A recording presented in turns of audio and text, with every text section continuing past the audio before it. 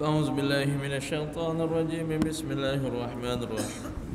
الحمد لله رب العالمين الرحمن الرحيم مالك يوم الدين إياك نعبد وإياك نستعين اهدنا الصراط المستقيم صراط الذين أنعمت عليهم غير المغضوب عليهم ولا الضالين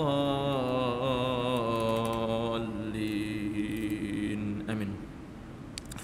Bismillahirrahmanirrahim. Assalamualaikum warahmatullahi ta'ala wabarakatuh. Innal hamdalillah nahmaduhu wa nasta'inuhu wa nastahdihi wa nukabbiruh wa na'udzu billahi min shururi anfusina wa min sayyiati a'malina.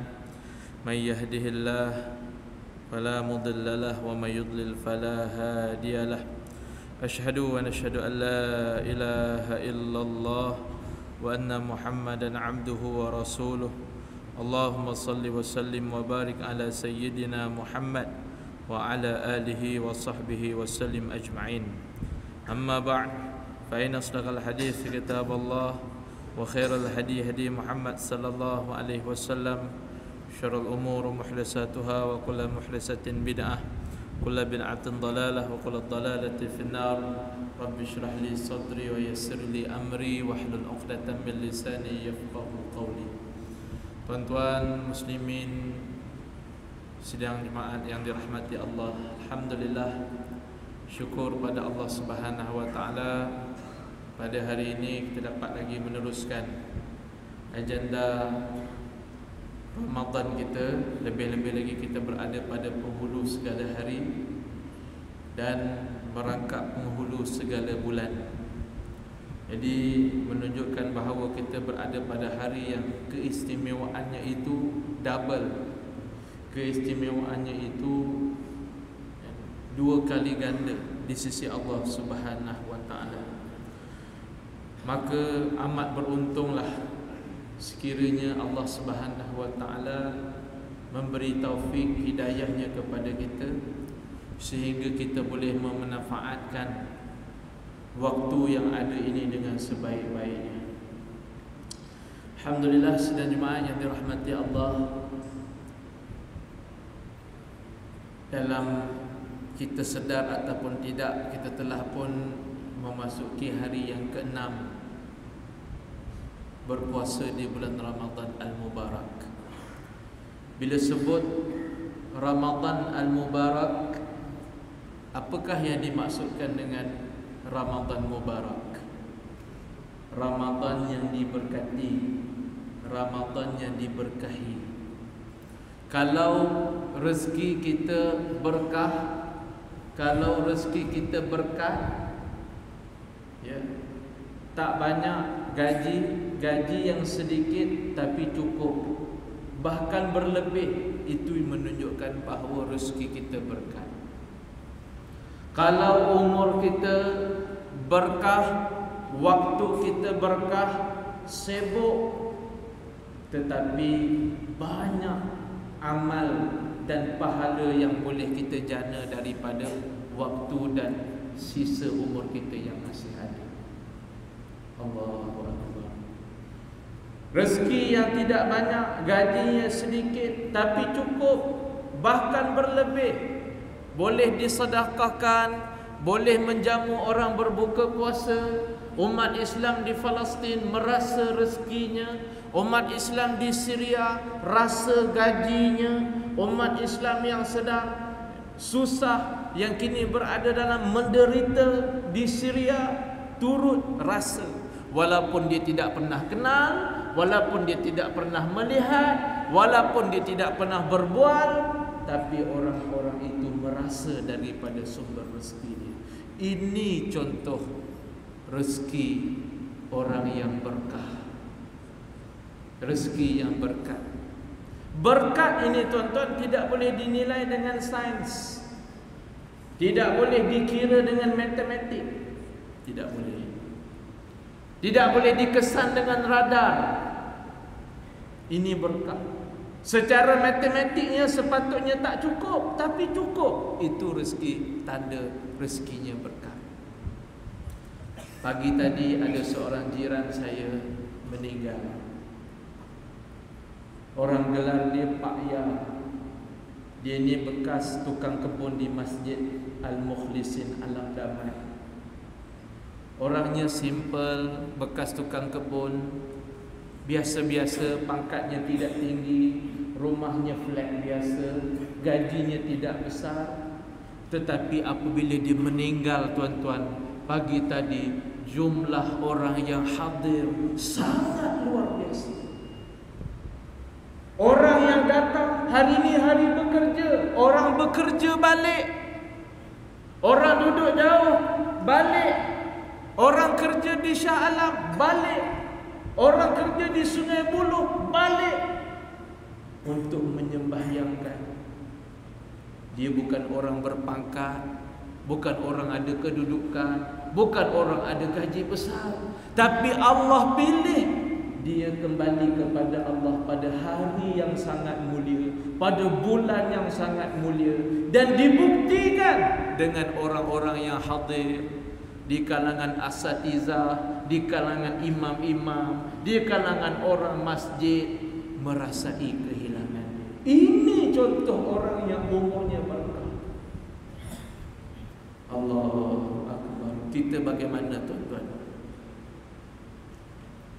Sebab itu apa yang kita lihat bukan sekadar lihat, tapi perlu diambil pelajaran dan muhasabah. Perlu diambil perhatian dan renungan. Jadi bila kita kata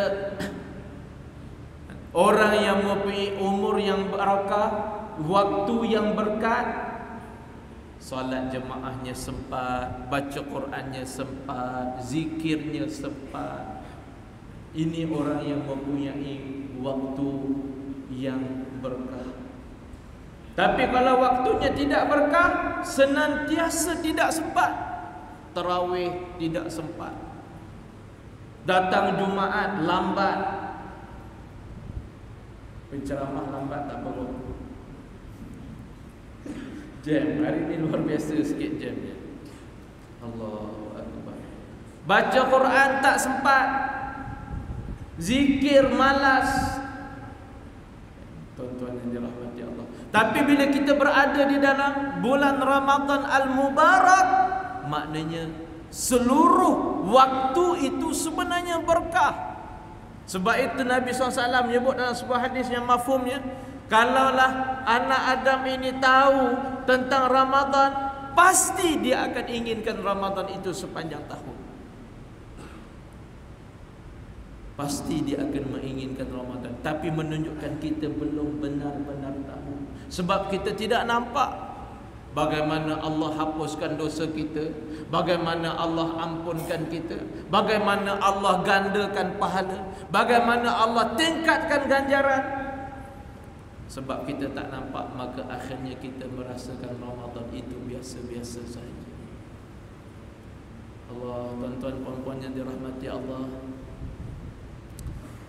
Sebab itu Nabi sallallahu alaihi wasallam menyebut dalam sebuah hadis, man sama Ramadan imanan, barang siapa yang berpuasa, wa fi riwayatin man qama Ramadan, siapa yang menghidupkan Ramadan imanan, dengan sepenuh iman, wahtisaban, ghufira lahu ma taqaddama min zambi. Bila kata beriman, imanan maknanya beriman pada Allah secara total, beriman pada Allah secara mutlak, bergantungan dengan Allah. Tuan-tuan yang dirahmati Allah, bukan bermaksud puasa imanan itu sekadar kita berpuasa, orang lain puasa, kita turut berpuasa, orang lain tarawih, kita turut tarawih, orang lain baca Quran, kita turut baca Quran. Tetapi setiap amal ibadah itu tidak ada sesuatu pun yang semakin menyebabkan kita kenal kepada Tuhan Allah Subhanahu wa ta'ala. Tuan-tuan yang dirahmati Allah. Sebab itu bila kata imanan, maknanya kita menuhankan Allah Subhanahu wa taala semata-mata, tanpa menuhankan selain daripada Allah. Ada orang menuhankan pangkat, kedudukan. Yang difikirkan pagi, petang, siang dan malam adalah pangkat, kedudukan. Ada orang menuhankan duit. Ada orang menuhankan pujian dan penilaian orang. Yang disebutkan adalah luaran. Bajunya dicarikan baju yang baik, yang mahal-mahal. Ini semua topeng, tuan-tuan yang dirahmati Allah. Ramai orang yang memperhebatkan topeng. Hendak dilihat cantik wajahnya, dicuci, sabun pencuci muka saja 4-5 jenis. Tuan-tuan yang dirahmati Allah. Tapi pada masa yang sama, hati dan sanubari, roh dia senantiasa menjerit-jerit, diabaikan dan tidak dipedulikan. Ada orang menuhankan penilaian dan pujian. Setiap apa yang dia buat adalah untuk mendapat pujian orang. Dan dia rasa puas, cukup apabila mendapat pujian, walaupun akhirnya pujian itu berlalu begitu sahaja. Tuan-tuan muslimin muslimat yang dirahmati Allah, orang yang paling berjaya bukanlah orang yang memiliki kedudukan yang paling tinggi, bukanlah orang yang memiliki keuangan yang paling hebat, bukanlah orang yang dihormati dan dimuliakan oleh manusia. Tapi orang yang paling berjaya apabila dia menyerahkan dirinya pada Allah secara total. Sebab itu Allah berfirman dalam Al-Quran, "Wa may yattaqillah yaj'al lahu makhraja."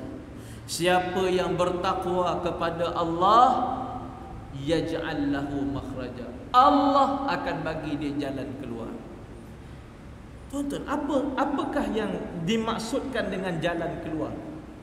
Kenapa Allah menyatakan dalam Al-Quran, "Wa may yattaqillah yaj'al lahu makhraja"? Siapa takwa pada Allah, Allah jadikan dia, berikan dia jalan keluar. Apakah yang dimaksudkan jalan keluar? Tuan-tuan, hidup di dunia ini seumpama kita berada di dalam hutan belantara. Hidup di dunia ini, tuan-tuan, seumpama kita memasuki sebuah hutan belantara. Hutan tebal. Kalau seseorang itu masuk dalam hutan tebal, hutan belantara, menggunakan akal, kepandaian dan pandai-pandai sendiri, apa akan jadi? Orang yang nak masuk hutan tebal, dia nak masuk hutan ikut kepandaian dia. Dia tidak pernah masuk hutan, tapi dia nak masuk dengan akal dan kepandaian dia sendiri, agak-agak dia sendiri. Apa akan jadi, tuan-tuan? Kita akan sesat. Kita akan menemui jalan buntu. Boleh jadi kita akan mati kelaparan. Boleh jadi mati kena bahang binatang buas. Boleh jadi mati kena sengat. Boleh jadi mati kerana termakan daun beracun. Boleh jadi mati jatuh dalam jurang. Boleh jadi mati kelaparan, kebulur, kehausan. Tapi kalau orang nak masuk hutan, sebelum dia masuk hutan, dia melaporkan dirinya kepada Jabatan Perhutanan. Dia bagi tahu, kami sekumpulan 5 orang akan masuk ke dalam hutan. Kami perlukan khidmat 1 orang komando yang boleh pimpin kami, penguasa hutan yang boleh pimpin kami masuk hutan. Wah, apa akan jadi, tuan-tuan?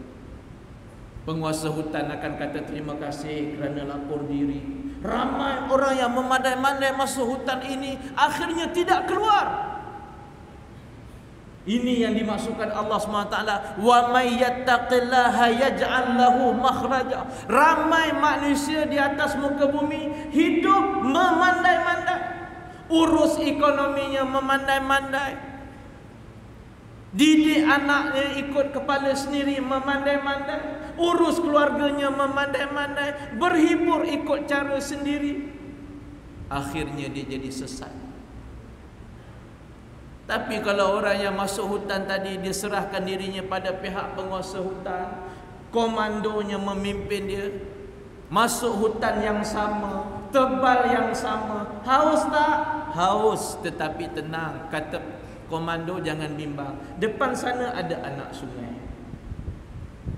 Bunyi binatang buas. Komando kata jangan bimbang. Binatang buas tu kawan saya. Tuan-tuan yang dirahmati Allah. Rasa lapar, bekalan habis. Komando kata jangan bimbang. Kita boleh masak sup daun ini. Daun ni boleh makan. Jauh lagi ke komando, jangan bimbang. Sikit lagi. Kita ada lebih kurang 20 km saja. Tuan-tuan yang dirahmati Allah Subhanahu wa taala. Walaupun penat, walaupun haus, walaupun lapar, tetapi hati tenang kan? Kerana kita menyerah urusan kita kepada penguasa hutan. Begitulah tuan-tuan kalau hidup kita di atas muka dunia ini. Kita menyerahkan urusan kita kepada Allah, Tuhan yang menguasai dan mengawasi kita. Hidup ini akan jadi tenang. Tidaklah seperti hari ini resah, gelisah, semuanya ingin diselesaikan mengikut kepandaian sendiri. Tuan-tuan muslimin dan muslimat yang dirahmati Allah Subhanahu wa taala. Sebab itu Allah kata siapa yang bertakwa kepada Allah, yaj'al lahu makhraja. Allah jadikan dia, Allah sediakan dia jalan keluar daripada segala persoalan, masalah di atas muka bumi. Tuan-tuan,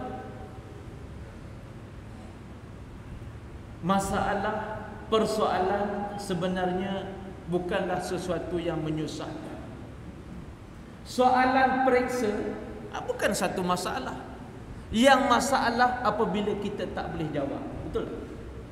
Soalan tu bukan problem. Soalan SPM, PMR itu bukan masalah. Yang menjadi masalah apabila kita tak boleh jawab. Samalah kehidupan di dunia ini tuan-tuan. Semua orang ada persoalan, semuanya ada masalah masing-masing. Masalah dan persoalan itu akan jadi masalah yang besar apabila kita tidak menemui jawapannya. Sedangkan jawapannya sangat mudah. Wa may yattaqillaha yaj'al lahu makhraja wa yarzuqhu min haitsu la yahtasib. Allah jamin siapa yang tawakal takwa pada Allah, wa yarzuqhu min haitsu la yahtasib. Allah akan beri dia rezeki yang tidak disangka-sangka. Allah, sebetulnya tuan-tuan, kalau tuan-tuan kenangkan balik daripada mula kehidupan kita, tuan-tuan belajar, habis belajar, siapa sangka tuan-tuan apa yang kita ada pada hari ini, rezeki kerja di mana, siapa berkahwin, isteri kita siapa, anak-anak kita berapa orang. Allah atur elok je tuan-tuan. Semua Allah Subhanahu wa taala aturkan dengan baik. Saya ada jumpa seorang sahabat, dia kerja praktikal di tempat saya. Praktikal, waktu dia belajar dia praktikal di pejabat saya. Waktu dia praktikal, dalam hati saya, ya Allah, adik ni esok grad, esok dah habis, nak kerja manalah. Kawan-kawan kita pun ramai yang duk mencari kerja, dia pula baru grad, duk fikir sarapan pagi, makan. Saya belanja, siang ke dia. Tuan-tuan yang dirahmati Allah. Tapi minggu lepas saya tazkirah Jumaat di Putrajaya. Tiba-tiba dia datang, jumpa, hantarkan sesuatu berkaitan dengan Ramadan. Rupa-rupanya dia telah pun bekerja dengan Pusat Pungutan Zakat, PPZ. Saya pun cakap dekat dia, kontrak tak, tetap. Oi, ya Allah, macam mana boleh dapat tetap? Mana saya tahu. Tuan-tuan dirahmati Allah. Ini tuan-tuan rezeki Allah atur. Walaupun dia masih muda, walaupun dia baru habis belajar, tapi Allah simpan rezeki dia. Sebab itu tuan-tuan, dengan rezeki ini kita tak perlu gusar, tak perlu takut. Yang perlu kita takut apabila kita diperhambakan oleh rezeki kita. Tak perlu bimbang dengan duit tuan-tuan. Tapi yang perlu kita bimbang apabila duit telah menghambakan kita. Bukan kita menjadikan duit. Sepatutnya duit itu mendekatkan lagi diri kita pada Allah. Sepatutnya duit itu boleh membawa kita masuk syurga. Tiba-tiba duit, pangkat, kedudukan, gaji, kehormatan, semua itu membawa kita kepada neraka Allah. Wa'alaikumsalam, thumma na'udzubillah. Sebab tu, wa may yatawakkal 'ala Allah fahuwa hasbuh. Allah. Ayat ini selalu orang tampal dekat restoran, berniaga dan sebagainya. Tapi sebenarnya ayat ini sangat hebat kalau kita fahami betul-betul. Siapa yang tawakal, siapa yang menyerahkan diri dia pada Allah dalam semua persoalan, masalah, urusan, fahuwa hasbuh. Yang jamin ini adalah Allah, Tuhan yang mencipta kita. Siapa yang tawakal pada Allah, serah pada Allah, ada masalah dia ingat Allah, tolonglah aku ya Allah, aku ni lemah, aku ni dhaif. Allah jamin fahuwa hasbuh. Allah akan cukupkan keperluan dia tuan-tuan. Tuan-tuan muslimin muslimat yang dirahmati Allah, sebetulnya hidup di dunia ini simple.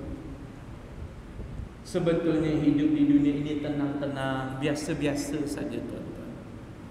Tapi seperti mana yang saya katakan di awal tadi, apabila kita nak menyelesaikan, kita nak menjawab persoalan, ujian, kepayahan hidup ini dengan menggunakan akal, otak kita yang terbatas, maka itulah yang menyebabkan kita akan gagal, yang menyebabkan kita menjadi orang yang tenggelam punca. Sebab itu tuan-tuan, bila Nabi kata man shoma Ramadan, siapa yang berpuasa Ramadan imanan, dengan sepenuh iman, wahtisaban, dengan sepenuh pengharapan Allah. Tuan-tuan, kalau tuan-tuan seorang pekerja, pangkat merah, datang lambat, balik awal, kursus tak pergi, kehadiran selalu ponting, bila berjumpa dengan bos, apakah tuan-tuan masih mengharapkan ganjaran ataupun kemaafan? Masih mengharap khidmat cemerlang? Tidak kan? Kita hanya mengharapkan kemaafan. Begitulah kita dengan Allah. Dosa kita yang banyak, dosa pada isteri, dosa pada anak-anak kita tuan-tuan. Anak-anak kita membesar, kadang-kadang kita yang membayar rancangan-rancangan TV, kita yang sediakan. Pakaian isteri, pakaian anak-anak perempuan, kita yang beli. Tuan-tuan, dosa kita terlampau banyak. Oleh itu pengharapan kita adalah lebih kepada keampunan Allah. Kita sembahyang tarawih bukan berkira-kira berapa banyak ganjaran yang aku akan dapat. Baca Quran bukan kira-kira ganjaran berapa banyak yang aku akan dapat, tetapi lebih, ya Allah, kalau kau boleh ampunkan aku, ghufira lahu ma taqaddama min zambi. Wahtisaban, Allah akan ampunkan segala dosa-dosanya yang terdahulu. Tuan-tuan, tidak ada suatu nikmat yang lebih besar daripada nikmat keampunan daripada Allah. Kenapa kita rasa tawar sembahyang tarawih, tawar bila baca Quran? Sebab dosa kita. Kenapa kita rasa seronok depan TV, seronok dengan hiburan, seronok dengan nyanyian? Sebab dosa kita tuan-tuan. Jadi bila Allah ampunkan dosa kita, barulah kita akan dapat rasa nikmat menjadi hamba Allah, nikmat taat, nikmat mujahadah melawan nafsu syahwat. Tapi bila dosa kita membengkak, maka kita akan rasa biasa-biasa. Kita hairan orang boleh bangun pukul 4 pagi tahajud. Kita hairan orang boleh khatam Quran 3 kali dalam bulan Ramadan. Kita hairan orang boleh iktikaf masjid hari Sabtu Ahad, daripada duha sampai zuhur, daripada asar sampai isyak. Kita hairan sebab kita tidak pernah rasa manisnya ibadah di bulan Ramadan, akibat daripada dosa-dosa kita. Ya Allah, mudah-mudahan hari Jumaat ini, penghulu segala hari, kita minta sungguh-sungguh nanti khutbah antara dua Jumaat nanti, antara dua khutbah nanti, kita minta sungguh-sungguh agar Allah Ta'ala ampunkan dosa-dosa kita yang banyak. Yang baik itu dari Allah. Mudah-mudahan tuan-tuan, setiap usaha kita ini tidak lain dan tidak bukan, kita hanya mengharapkan redha Allah dan kita mengharapkan ampunan Allah. Nas'aluka ridhaka wal jannah, dan syurga Allah Subhanahu wa ta'ala. Saya minta ampun tuan-tuan jika terkasar bahasa sempena Ramadan pada pihak masjid, Yang Maha Kuasa dan seluruh kaki tangan. Kalau ada kesilapan, masalah sepanjang saya mengajar di sini, mohon dimaafkan. Yang baik dari Allah, tak baik silap dan salah saya. Aqulu qouli hadza, nastaghfirullah li wa lakum. Wassalamualaikum warahmatullahi wabarakatuh.